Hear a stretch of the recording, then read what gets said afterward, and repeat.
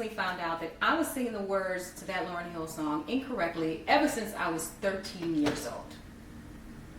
For that section, I was singing, "And life, I squeeze it so tight that I can't breathe."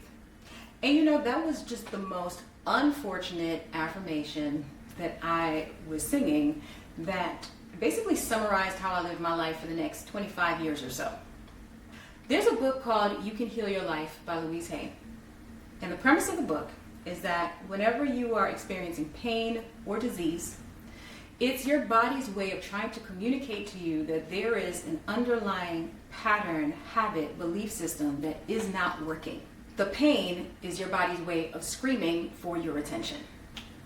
So, because I've had hand pain on and off for the past several years, naturally I went to the book and looked up the symbolism behind hands. And what it said was, inability to handle life experiences, clutching, inability to let go. And then I started noticing the patterns in my pain levels.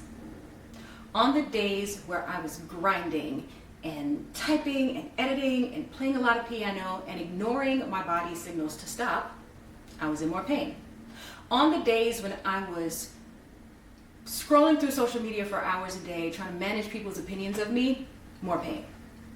And then there was the opposite issue where I wasn't grinding, I was burnt out, and I was doom scrolling for several hours with 2 boxes of cookies in my hands, knowing that sugar is highly inflammatory. More pain. Now, even though those are both different sides of the same coin, the underlying issue was the same. The more I had this energy of trying to prove myself, the more pain I was in.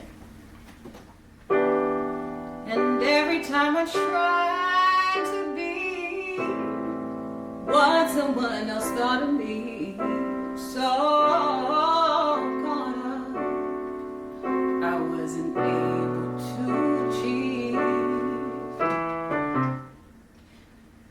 Now, when I noticed that pattern, that's when I realized that the path to healing was about more than just getting on the right medication or fixing my piano technique. I knew that I had to dig deep within and figure out why I had this sense of urgency with everything I was doing in my life and why I had this incessant need to manage other people's opinions of me. Now, since then, I've finally been doing the work that Lauryn Hill told me to do back when I was 13, and I have noticed that it's starting to shift the way that I take care of myself and the way I take care of my body, and by no means is it perfect. But as I do better, as I care less about what people think, and I care more about taking care of myself, the pain is starting to subside.